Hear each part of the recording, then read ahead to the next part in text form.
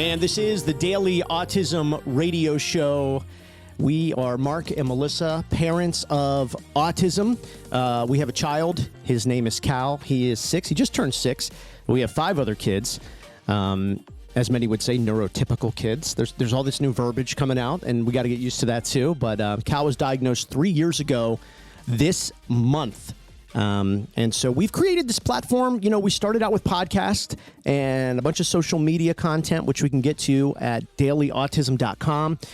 And then from there, it just expanded, and now we've added a radio show in, so it's been great to connect. We really did this because when we got into this, when Cal got the diagnosis, we sort of felt like there was this underground society of parents who had kids with autism. And we didn't really know how to connect, and we didn't really know all the resources, and there weren't a lot of conversations going on.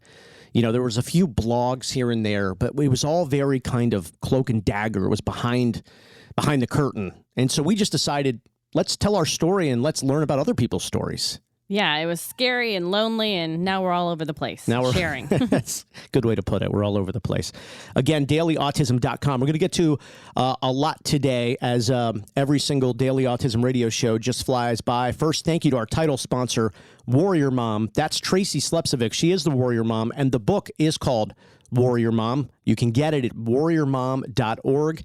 This is Tracy's journey in healing her son with autism. Really a remarkable story, a guidebook for parents of autism, specifically moms. Although I can tell you any dad would get a lot out of this, any grandparent, uncle, aunt, anybody who has a relative and has a connection to autism. Warriormom.org is how you can buy the book. And as well, Tracy is launching the Autism Health Summit coming to San Antonio in February. A lot of parents, actually a lot of new parents to autism are going to be traveling out there. It's at a great resort. But you're going to learn a lot about underlying conditions, environmental factors, and really just a good connection point for parents of autism. To get those tickets and more information, autismhealth.com is the website there, autismhealth.com. And again, we thank Tracy Slepcevic, the Warrior Mom. Okay, so August is one of those months for autism that I think we've all understand now. Again, we haven't been doing this forever, but 3 years. I always say 3 years with autism. I always times it by 2 or 3. So I feel like we're almost a decade into this.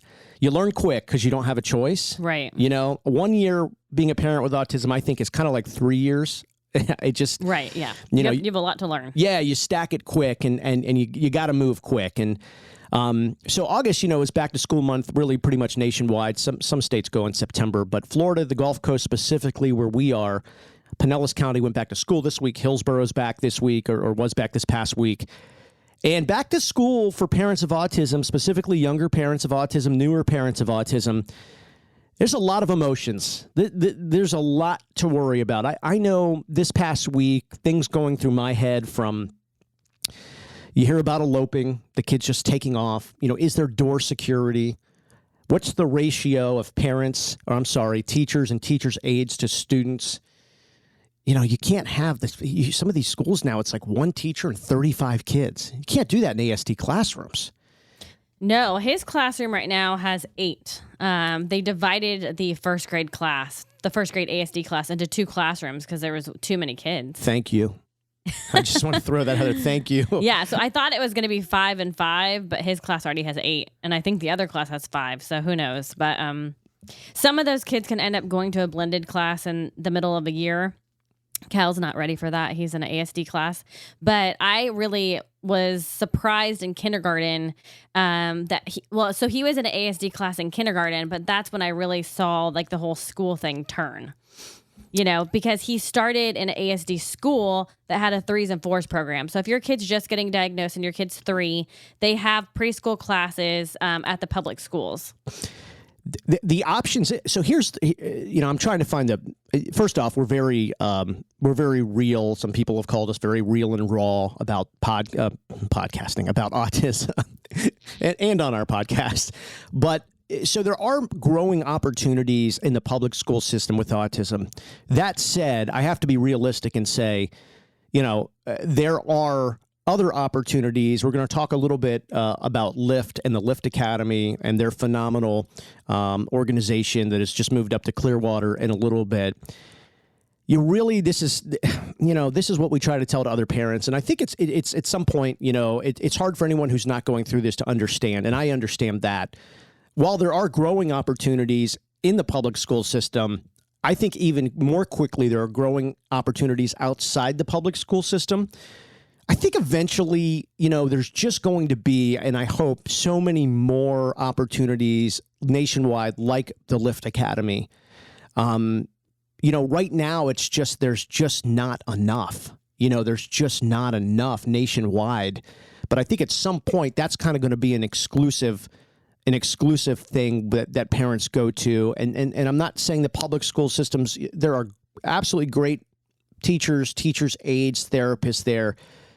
But my goodness, if you look at the rates here of prevalence, how could they keep up with it? It's just, I'll go back to everything I was worrying about this week and, the ratio and, oh my gosh, things like choking. You worry about bullying. I worry about, security, not just security for the kids getting out, but what about people? I mean, gosh, we've read in the news in this country the last 10 or 15 years, people with bad intentions go into the schools to do bad things.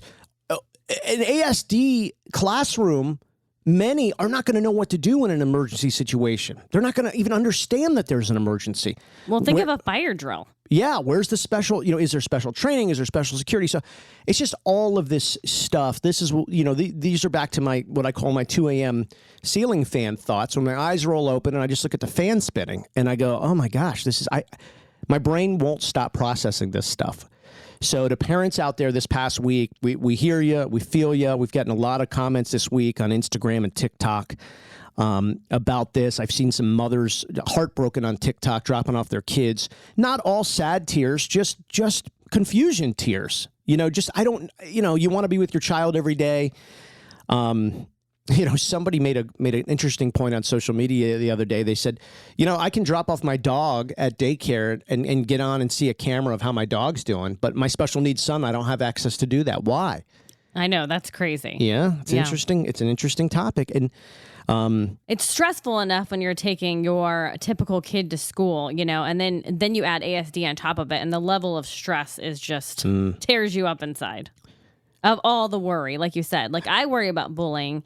Cal is in an ASD class, but then at recess, at gym, at lunch, he's with everyone. Yep. And I've heard kids be mean to him before, and he takes it all in, and he's listening, and what he's going through in his head, and then not being able to express to us what's happening hurts me.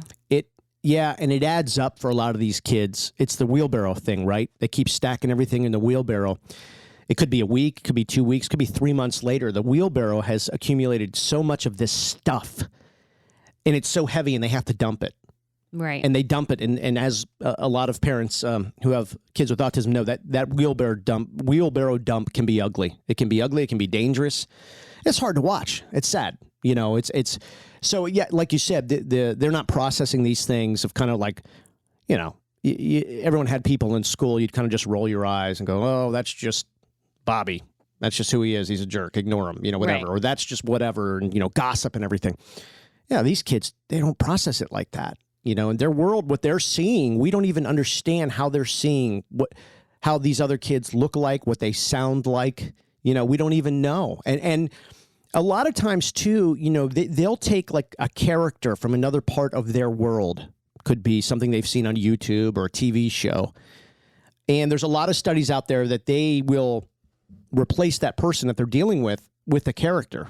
So it could be somebody scary or threatening or whatever. And so that to them is very, very, very scary, right, and unsettling. It's so much, And so as parents, yeah, it's, I think, like with our other kids, our 4 older kids, I can't even remember, but there's always been times where it's like, oh, so and so said this to me today. I'm like, right, okay, yeah, whatever, and then it's over, right? It's over in a couple of days, and either they're friends again or they ignore them or whatever. Or we were playing football at recess, and this kid pushed me, and then my friend pushed him. It's whatever. But when it comes to the ASD classes and the ASD, the world of ASD and the teachers and the aides and everything, and the therapist, you don't just get over it. You don't just brush it off. You sit there and go, well, what else is happening? How could this continue? Is it going to get worse? Is this going to carry on? Do I need to call the teacher? It's a lot. Well, even what he's processing in his own head. I mean, he doesn't even know how to be mean to somebody. That like he can't do that. You know what I mean? He wouldn't just be like, oh, I don't like that kid, whatever. That's not how he talks. Yeah. So if someone's saying that to him, not only is he like processing it and keeping it in, but he's keeping it in for a while. You know, like you said, the wheelbarrow. He doesn't understand. No, he's stacking it and stacking it. And then eventually, you know, everyone's tried to carry a wheelbarrow. It's too heavy. It just falls over to the side. It dumps over and spins around. It's ugly. And everything falls out of it. And you got to put it all back in. And it just, you know, I had a boss once years ago. He talked to me about the wheelbarrow dump. And I really understood, really hit home for me. You know, we were talking about just people getting along at work, I think, and stress and everything. And he was talking about the wheelbarrow. You know, you got to talk to people. You got to explain to people, you know, what you like, what you don't like, because if you keep stacking that wheelbarrow, it's just going to get ugly one day. And so I've kind of always remembered that. So, you know, now I kind of tell that to other parents of autism because we've got our own wheelbarrow. That's the thing. You know, as the kids, the children with autism are stacking their wheelbarrows, we're stacking ours. You know, ours is getting heavy, right? You know, because we're worried about all of this stuff, and it really gets to be something. But I know this can be a week with high emotions, and again, some very positive, high hopes, some very scary, especially if you're transitioning to a new grade, a new school. You know, a lot of these ASD teachers, you know, they come and go like other teachers do, and that's scary. What's my new teacher going to look like? And what I mean by look-alike is the relationship that they're going to have with your child. Right. You know, how's that getting drawn out? How is that, you know, relationship going to go? And is this teacher doing it because they really care about special needs, or there was just a need that this school needed a special needs teacher and that person needed a job, so they showed up? Like, I think about that too, you know? Yeah, like what's your relationship with autism? Yeah. Do you really understand it? Yeah. Yeah, I will say Cal's in first grade, so he's been in like a preschool class, kindergarten, you know, and I think every year for me, I'm starting to understand the autism world more and not pushing him so much to where I want him to be. Like when he first started in an autism class, I wanted so badly for him to be in a blended class. And then I was hoping for a gen ed class. And now I just realize he's where he needs to be. Right. And I'm not pushing that anymore. Like, we'll just go step by step, day by day, year by year, you know? Right. So you kind of took some stuff out of your wheelbarrow by not having these crazy expectations of, oh, no, he has to be here by then. And if it doesn't happen, everyone's going to be upset. Yes. You know, yeah. And, well, I think we talked last week about, you know, that great quote about kids with autism. You got to meet them where they're at. And so now our expectations are really about what he can reasonably do and get to in a place that's healthy for him to do it. So no longer are we concerned with, you've got to keep up pace, first grade, second grade, third grade, fourth grade, and there's certain age expectations for those grades. But again, those are for typical kids. Right. You know, and so we have those expectations for our other kids. If they started falling behind, we would not allow that to happen. There would be strict consequences and new scenarios that we would involve to keep them going because they're capable of doing that and they understand it. It's different with Cal, but it's also hard for parents like us who have had typical kids ahead of him to go, wait a minute, you know, what's really in the broad, you know, the broad scope of life, this big mountain this journey we're on. Okay, if he's in second grade, but he's at a third grade age, big deal. What are we really, you know, what are we frustrated about in that scenario, you know? Yeah, so autistic children can be in school until they're 21. Right. As like a senior, you know? Yep. They can graduate at 21. And with therapists. And it's interesting, and we'll get to this in a minute, of battles of getting therapists in schools when they're young does not seem to be an issue in high school. It seems like these therapists are almost more than welcome to come through the halls and be with their kids. And maybe it's a podcast that we discuss this on, but there's just something there where it seems to get a little bit easier as time goes on with that. Yeah, I agree. I guess I understand it and I don't, but it is frustrating. I also want to get to an IEP here in a second because there's a lot of kids inevitably who went to school this week for the first time and parents are just not going to be really happy with the situation they're in or maybe just more concerned. I think, too, that's important for educators to know. This isn't like, you know, other kids. It's like, you know, you're giving my kid too much homework, and I'm unhappy about that because they play sports, and when they come home, they don't need to be doing 2 hours of homework. These aren't the concerns of special needs parents.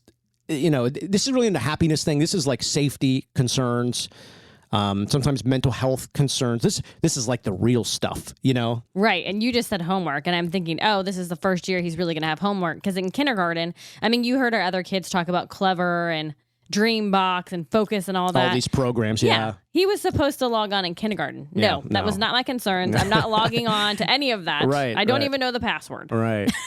But this is probably the year I'm going to have to at least look at it. Yeah, it just is so, and maybe to newer teachers of ASD or special ed programs, I just hope they're getting that training. They deserve to have all the information of, listen, when these parents come to you, this is not,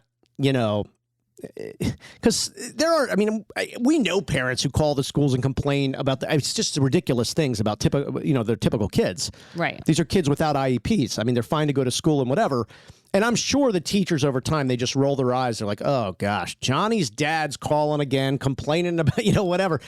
But when it comes to the ASD and special needs, special ed, these are people, because we're one of them, that like lose sleep at night, are stressed out. Their blood pressure probably stays a little bit more elevated than these other parents over the course of time. They are legitimately concerned. We are concerned about the health and safety. It's not to call and nitpick and complain. And I'm sure there's maybe a little bit of that out there. But overall, that's not what this is about. Right. So Cal is going on his 4th year with an IEP. And I just want to say what I've learned, what I just learned last year was in that IEP, it needs to describe your son or daughter to a T. So Cal has SIB, which is self-injuring behavior. So that needs to be written in his IEP. You got to be kidding. That is the first time I just heard this, SIB. Yeah. I mean, yeah, this is another acronym we have to learn. Oh, you just heard SIB, yeah. I thought. Yeah, I know about the self-harm, obviously, but I did not know that this was coded as SIB. Oh, yeah. So. Oh, boy. We got to add this to the. Another 3 letters. ASD, ABA, RBT, IB. Oh, my good. I'm going to do a full podcast on all of these acronyms. And break it down. You should. I don't know how long the podcast will be at this point. It could go on for days. There's so many. SIB. Well, that might be a good thing for TikTok. Each video, break it down. Yeah. Anyways, so they should be able to look at your IEP and see exactly who your child is. So eloping, fecal smearing, all of it. They should be able to see all of that in the IEP because that's what they need to watch for. Yeah. So somebody new that's never seen your child can look at the IEP and know exactly what your child needs. And real quick, something else on the IEP, because a lot of parents have had this specific question this week on social media. But before we get to that, I want to thank Krabby Bill's, the original Krabby Bill's on Indian Rocks Beach, one of our community partners, a great family. They have built and maintained a remarkable business over 40 years. Longer than you've been on Earth, Melissa. They have maintained this awesome business on Indian Rocks Beach, the original Krabby Bill's. Unbelievable. We go there to unwind, to feel like, you know what, we want to feel sometimes that we're typical parents. It's very hard keeping a marriage, not necessarily keeping a marriage, but to keep a marriage stress-free in general, but a special needs situation can really heighten that. So we try to get out, have some fun, blow off steam, and we love doing that in the environment of the original Krabby Bill's. Fantastic food. They continue to win awards for their dining experience, for their seafood, great happy hour, and live music every day at the loading dock. So that's the original Krabby Bill's. Thank you for your partnership on Indian Rocks Beach. So the IEP thing is, there are parents who go to school. Some parents, you get in this ASD program, and they don't really know about the IEP. They're like, oh, I'm having a meeting with the teachers. And so you sit down with the teachers. Sometimes it's on Zoom. Sometimes it's in person. And the teachers are like, hey, we think this, this, and this. And the parents, again, if you're new to this, you go, well, that sounds good. And then they're like, oh, yeah, and then I think we'll do this too. And the parents are like, well, that's great. Yeah, I think Johnny, that'd be great for him. Right. And we'll work on reading and this, and, it's fine. And then what you realize is, that was kind of like what was best for the teachers to manage their day. This is what they thought was best for them for the workflow of the classroom. Right. But the IEP is supposed to be a customized document for your child. Again, this is very hard for the educators to get this down. It's just not enough. But you've got this right for this IEP. It's an individualized program. Should be customized to your child. If something's going on and you're not happy with it, you can call the school. and say, we need to have another IEP meeting. We need to have another meeting. We have to negotiate this a little bit. There's some people that think once you get an IEP, that's the IEP for life through the public school system. Not the case. No. Not the case. So, I think we've been there. We've gone down that road. Is it intimidating? Sure. Is it stressful? Well, yeah, it should be. I mean, it's you're dealing with your child, nothing more important on earth. And, there are advocates available. There's attorneys available, special needs attorneys in many places. So those are all opportunities. There's organizations available. And again, there's social media groups that you might be able to get some tips and things like that. I would also say don't discount the school board, although many are relatively boring and vanilla and bland and don't do a lot. But try. Don't discount the superintendent. They're paid big money. Go look up what your local superintendent makes every year. Big money. I think ours here is about $250,000 a year to be the superintendent. Let's allow them to do their job, because we're when you pay your property taxes, we're also funding these people. So let's make it easy for them to do their job. And the ASD programs have their own ESC department. Yeah. Yep. That's a good point. So maybe that's the place to start if you got to get out of the local people, the teachers and principal. I think you can get a lot done with the local teachers and principal, probably not in one meeting or one phone call, certainly not one email. But I think if you start there, you can have some productive conversations, hopefully. But, there's a lot of parents this time of year who over the next couple of weeks are just going to become unsettled. And how this starts is, we've been through this, right? You're sitting at the dinner table or you're sitting at the kitchen counter, and one of the parents will say, I just don't have a good feeling about what's going on at school because of ABC, X, whatever it is. Right. And the other parent's going to go, really? Well, I don't know. Just give it, it's new. Just give it some time. And then what happens is in another week, the parent goes, nope, that's it. I'm done. And it's time to get to action. So, right. So again, those are places to start. You can always ask for an IEP. You can always ask for a meeting. And like I said, there's some of those organizations and people that are out there. I would not either discount going to social media and asking a question. Hey, does anybody know anybody who's going through this that you could connect me with? And you would be shocked at the people out there on social media. I've been shocked over the last couple of years that are willing to not even just have like a message exchange with you, but would even say, send me your email or give me your number. I'll call you and I'll share with you what you can do, what I did, or this person that I know that can help you. Oh, I've talked to strangers on this journey. You've had strangers call you from other time zones. I'm like, who you're talking to? And you'll say some name. Who's that? Because I hear you talking about Cal, and I'm like, but when you need help, it's nice to have someone's professional opinion or someone that's been through it. And this is a journey, and every year is going to be different.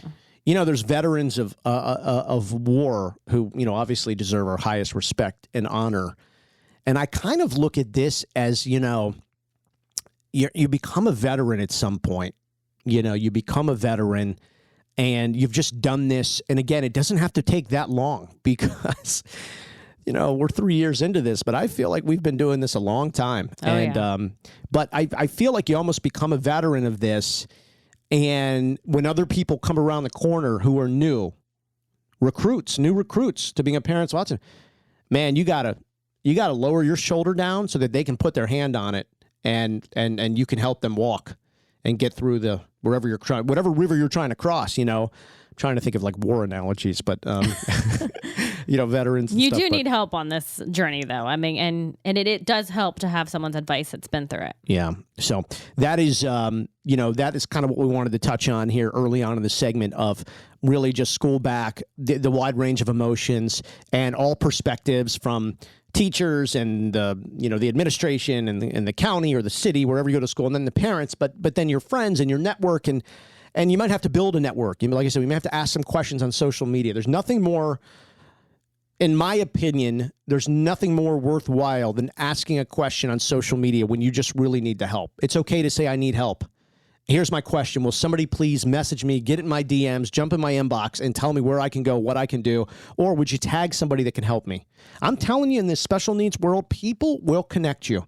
And when people do it to me, I'm like thrilled to reach out to people. You know what I mean? I'm like, I want to help you. I don't know if I can, but I know I'm going to try. Right. I'm not just going to go on about my day knowing that there's some dad in Nebraska who's freaking out because of this, and I might be able to help him, I'm going to help him. I'll jump on a call with you for 10 minutes. Yeah. I will say the only thing that's made me feel comfortable this past week is having Cal's therapist in the school.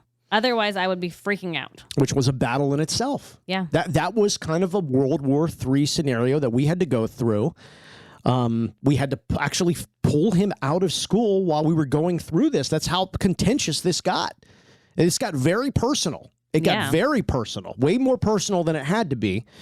And I'm not exonerating us from that. I think everybody, I mean, we were hot. They were hot. I mean, this was fire on fire. Yeah, that's the thing. If your kid's newly diagnosed and 3, 4, and you haven't entered kindergarten yet, there's a whole different world that you're going to have to look into and learn about. That's right. And so, I say that with, if you have questions, reach out to us. Many of you do. We appreciate that. DailyAutism.com. And again, you can do that through social medias. Our emails are on there, and a wide array of other places to get a hold of us. LinkedIn, I'm very active on there with the Autism LinkedIn newsletter. So DailyAutism.com. Share that, resource that. Also, thank you to Fun Factory Sensory Gym. These people are amazing. Over 48,000 installs of these sensory gyms. They've been featured on NBC. You can go to funfactorysensorygym.com or, again, link to them through Daily Autism. But they do such awesome work. They'll go into a home. They'll go into a therapy center. They'll go into a new business that wants to add a portion of their business. They want to add a sensory gym. They really bring that outside experience inside, which is so important for the kids, obviously, but what a sense of well-being for the parents. I mean, how cool is this? But funfactorysensorygym.com, you've got to see some of the work they've done. I got to tell you, I mean, I'm a big kid. Like, I'm still kind of a kid at heart. I'd like to have some of this for me. Like, this stuff's just fun. You know what I mean? This stuff just looks cool. They do great work. They're great people, and we're proud to have them as partners. funfactorysensorygym.com. Again, link on there. Check them out, or you can link to them from our website, dailyautism.com. So we've covered a lot of back to school and what to expect, or maybe to expect the unexpected, and then what you can do as it relates to your child with autism going back to school. I want to touch on some other things that are really popular this week across social media as it relates to parents of autism. One of these things, too, is it's so funny. I brought this up on a LinkedIn post going back and forth with people. Autism and haircuts. And then all of a sudden, the blood pressure just shoots through the roof, doesn't it? I mean, it's almost like those are fighting words, right? Autism and haircuts, especially with younger kids. I did find, it's really interesting, I did find some interesting products specifically. This is something I'd never heard of. And Melissa, my wife, I mean, she's a hairstylist here in the Tampa Bay area. And we didn't even know about this, but we have had just notoriously a really unbelievable time getting Cal's haircut. And we've tried it all. You try to do it in the shower, you do it when they're sleeping. You get 3 or 4 therapists to come. We've actually had 3 or 4 therapists. I'm trying to remember 3 or 4, but to come in and help him. Sometimes it's like okay, but mostly it's just really tough, and it's a struggle for him, and it's a stress for him. There's been many times where it's like we got like a half a haircut or a third of a haircut, and it's quite a look. But with what you got to go through, you'll just kind of take it if you can cut like even the front of his hair. But I did find some products and services, specifically one that I thought was really, really interesting. It's got good reviews, and I was getting great feedback from parents on social media. This is called the Calming Clippers. The Calming Clippers. You can resource that, look for that, search for it across social media. I know they're on Amazon, but it's a really interesting system. It comes with a cape because so many of the kids, they don't want that feeling of hair falling on their bare skin, their arms, their neck, or anything like that. But it's a 19-piece system. There's a 2-year money-back guarantee. So if it doesn't work out or if it breaks or malfunctions, 2 years. So that's pretty good. But it's a no-buzz silent system. And for so many of these kids, that really, that's the problem. It's the sound, it's the heavy vibration, the noise it makes, especially, of course, you're right there next to the ears and everything like that. So this may be something that is effective for parents. I think it's worth trying, as so many of these kids have a real tough time with haircuts. And of course, so many parents have a tough time with haircuts. There are some stylists who, they I don't know that they say they specialize in cutting kids' hair who have autism, but they have experience. For us, they're very long wait lists, obviously, because there's not a lot of stylists that do it. Sometimes you got to drive a long way. Of course, that's a challenge in itself. Many times driving around, child with autism, long distances. And then just the salon itself can be an intimidating place with the lights, the sounds, the other people, the type of furniture, all the mirrors sometimes are a problem. So I invite you to check that out. That might be something that is good for you, the calming clippers, and that might be something that works very well for your family. And that said, maybe you'll learn a new skill. Like I said, Melissa's already a hairstylist. I've tried. I'm going to be no good at this for sure, but something to consider and something that may make a difference. And just one of those things that so commonly gets overlooked as a parent of autism is haircuts. That is just a real, sincere challenge. I also want to highlight, this is very important, the employment opportunities for young adults with autism. There is a great company that was founded in Canada. It's called Technology North. You can get information at technologynorth.net. This was a very interesting and meaningful story. The CEO, his name is Ling Huang, he asked a very simple question years ago, a very simple question, but it's a question that took him on a long journey, and he has really implemented a great program. But his question was this: what will my son's life look like after high school? And like I said, that took Ling on an 8-year journey of doing research. He created this technology and eventually now a program for autism employment. Again, it's technologynorth.net. But what they have provided, what they have created for these, well, they're not children anymore, they're young adults, an opportunity to be meaningfully employed, to generate money, to have purpose, to get guidance. It really has been absolutely remarkable getting to know Ling, the CEO, the story of his family, his son Brian, and then this really great company that he created. You're going to be hearing a lot more about Technology North all across our podcast platforms, radio shows, social media videos, and everywhere else we're at. But technologynorth.net. And I really want to encourage parents of autism to start thinking about, especially, people who have younger children like myself and Melissa and Cal. He just turned 6 years old. You think 10, 12, 14, 15 years, come on, it's going to fly by. And this is a big question. Ling asked a big question. And whether we acknowledge that we're asking that to ourselves or not, we are wanting to know what life could look like in 12, 15, 18 years.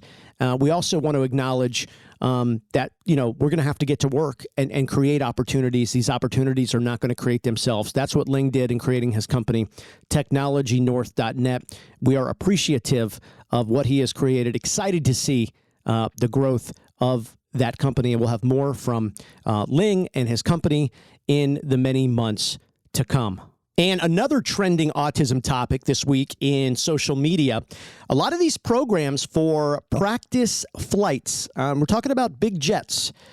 Autism families struggle going on vacation as a family, and we're a family of 7. It's something that we've just never been able to do since Cal was born, and it's something that's been a level of stress for our family, not particularly Cal. He's not generally really aware that we don't go on a vacation, but it's for other siblings and the parents, us as well. We do feel like that's something we've missed out on for many years, and so we would like to incorporate that if possible, maybe in the future, maybe not, but that's okay.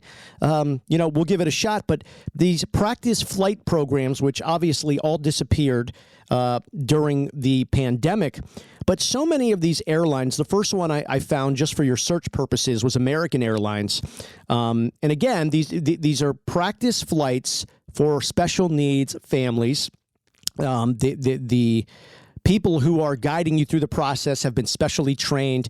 And what they do is they take you from the whole step. So Step A, driving to the airport, parking. They'll help you, where to get special parking, convenient parking. Then you go to the counter, what a check-in process looks like. There's a little bit of standing in line because obviously that happens. Understanding where to go for security, understanding where all the bathrooms are in your airport, the process of going through security, that can be intimidating as well. Then waiting to board. Getting in line to board, that's done in levels, but then they'll teach you the opportunities if you have a special needs son, how you're actually able, or son or daughter, are able to get, front of the line and board quicker and easier. And then what they do is they get you on the plane and they'll actually do a taxi. So they'll go down the runway as if they're going to take off, but the planes don't actually take off. So they do stay on the runway, but then they'll taxi back and then you'll do the whole deboarding and you'll get off deplaning. So you'll deplane, you'll wait for your luggage. And it's just really a neat opportunity if you think your child and maybe other siblings are ready to try that out without having to make a financial commitment. They don't charge for these. At least most of these companies don't that we've researched. But again, you can start with American Airlines. They have a very popular one, but it is not exclusive to American Airlines. You can Google autism practice flights and a variety of companies will show up.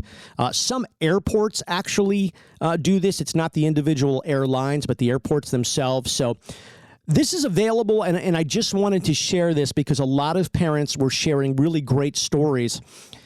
And, one side of this was some of the great stories were, hey, we have a child, he's 10. We thought maybe he was ready, but we figured out he's not ready. It was just too overwhelming. I know one dad had actually messaged me and said they got halfway through. Once they got on the plane, once they fired up the engines, yeah, that was enough. And so they allowed them to get off the plane. But so the good thing about that was the family, was able to save, $2,000, $3,000, $4,000, $5,000, whatever it was going to cost to fly wherever they were thinking about going, and hotel and attractions and everything. So they were able to save that money and to understand that was not an experience for them and their child right now. And they wound up doing kind of a staycation where they lived, and that worked out great, avoiding the plane. So it's not just about, hey, let's practice and let's get my son or daughter coached up to take a flight. Let's just see if that's something that they're willing to expand and experience. And I think many times it's probably no. It's I think about the first time we've tried anything new with Cal. Our batting average is pretty low on the first time, right? So, but that's good. That's a good thing. And that said, I read many stories where they couldn't believe how excited the child was, how they loved the experience and everything like that. So, I throw that out there because the autism practice flights are a program that was really gaining a lot of steam and popularity.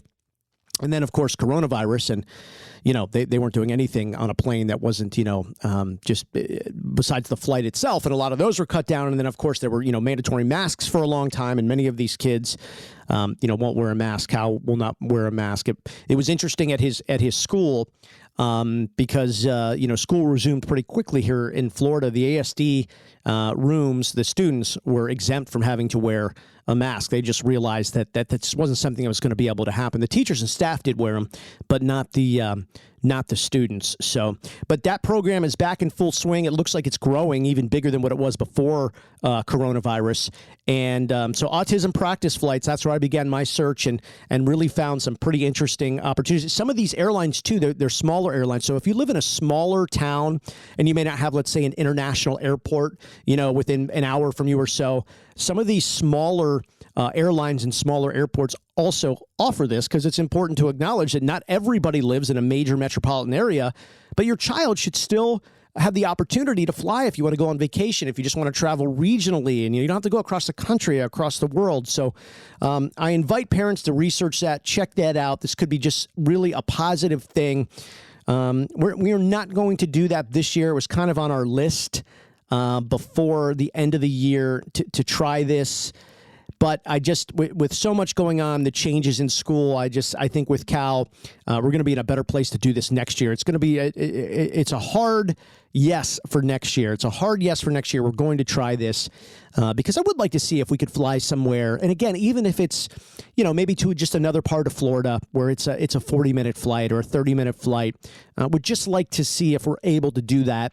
And then from there, maybe piggyback on an extra hour and see if we can jump up, maybe to the mountains somewhere for the summer and, get some cool mountain air in a cabin or something like that. So, but it all starts with, the process of getting to the airport, going through the process of security, checking bags, getting on the plane, and all of that. So this seems to be working very well. And, I think as the awareness grows and really the necessity to serve families of autism, we're going to see more programs like this, more opportunities like this. And so what I say to the families of autism is this: things are happening the way we want. We've asked for more opportunity, whatever the word is that you want to use for us to be welcome into the circle.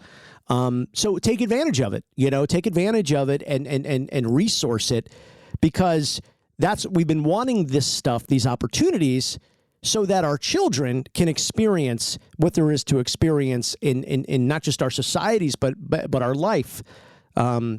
Global travel for Cal would just be a dream come true. I would love for him to step foot in another country. It's just something I never imagined possible after an autism diagnosis. What would that look like? But wow, international travel for him would just be so cool. I'd love to see that with him and his siblings. So great program for you to research the autism practice flights. And again, your feedback is always welcome. dailyautism.com. dailyautism.com, whether it's our email, all of our social medias. We'd love to connect with you there, dailyautism.com. Also, thanks again to My Salon Suite in Largo, Florida, one of our community sponsors. They are a great company that has decided to support our platform, decided to support dailyautism.com. We appreciate them. We appreciate their service to the community and their dedication to families with autism. We have been highlighting Kim Taylor, one of their premier stylists. You can reach out to Kim by messaging us so we can give you all of her information. You can do that through dailyautism.com.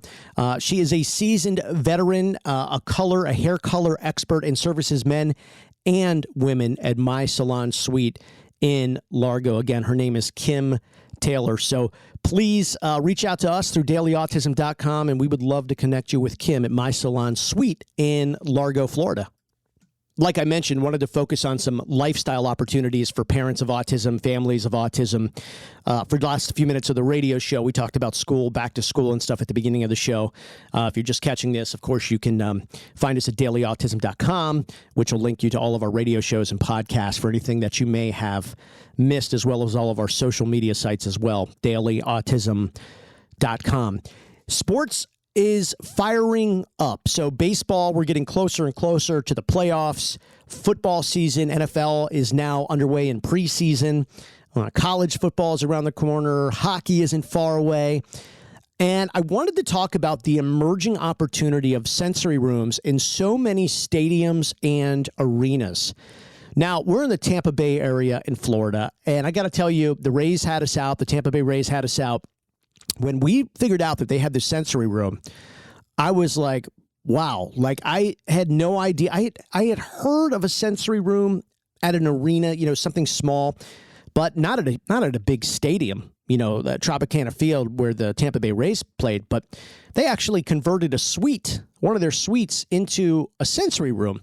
And many of their fans and their kids with autism go and resource this. It's really, really cool. I would invite anybody, wherever you live, to our local audience across the Gulf Coast of Florida, but to our national audience streaming across the country, reach out to your arenas, your stadiums, and ask what the opportunities are for a sensory room, if they're there, if they're building one, or if they know what local attractions have them.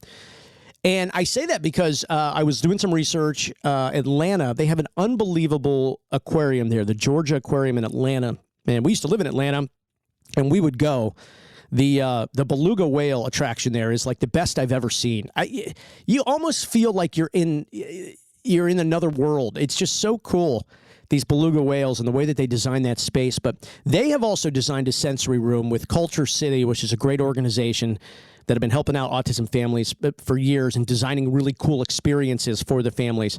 But they have a sensory room there at the Georgia Aquarium. And I mention that because Atlanta, it's, I believe, the biggest airport still in the country. A lot of travel goes through there, a big city, tons to do, great weather. So, that might be a travel opportunity for you. But aquariums in general seem to have a lot of interest from families of autism. I know Cal is, he's got his underwater life that he loves so much, of sharks and fish and whales and everything like that. So that's definitely on our list. But, it could be an aquarium closer to you. It could be an aquarium or a zoo that they may not have a built-in sensory room, but what a lot of these places are doing, they're actually having special days or special parts of the day that are appealing to children with autism or anybody with sensory needs.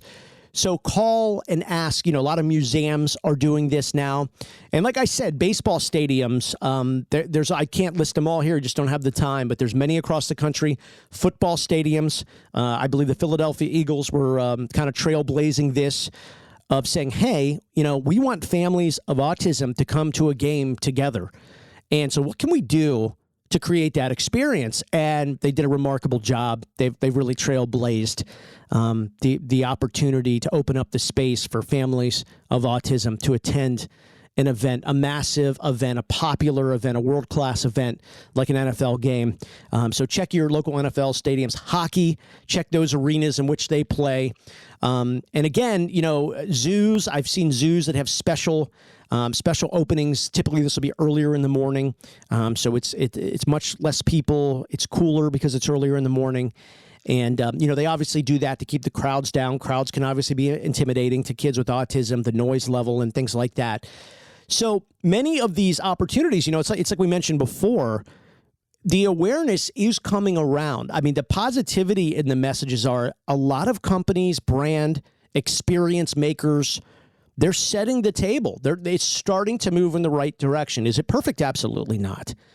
But my goodness, it's just not going to be perfect overnight, but it's moving in the right direction. I mean, look what we've talked about today. People who make hair clippers, and they've created this hair cutting system for children with autism.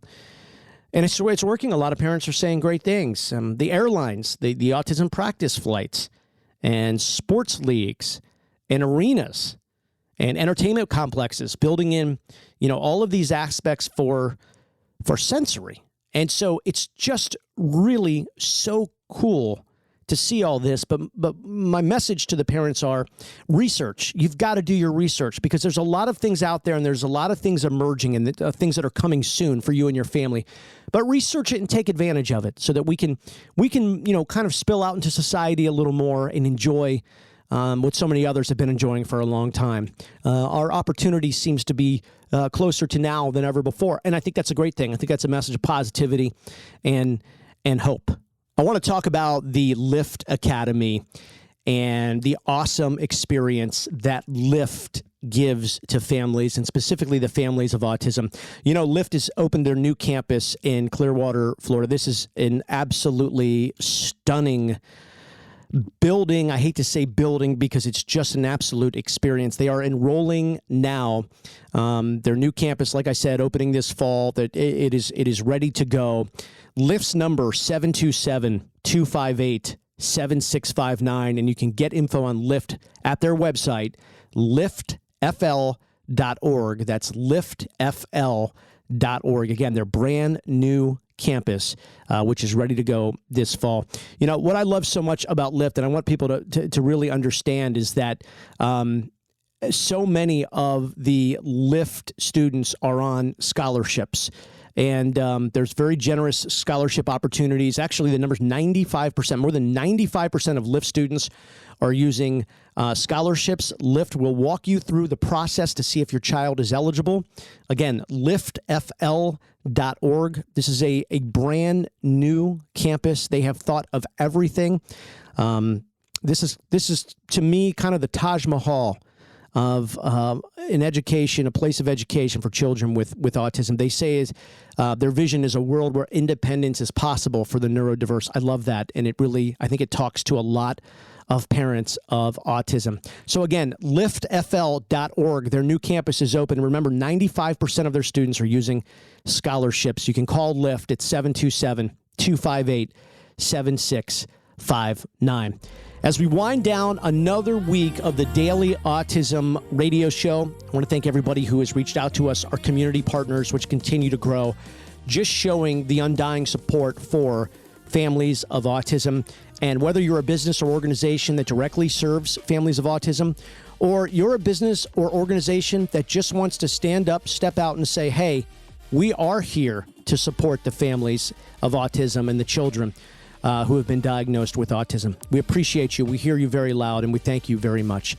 Again, we're online 24/7 at dailyautism.com with our very extended menu of social media and hundreds of podcasts. We'll see you online at dailyautism.com.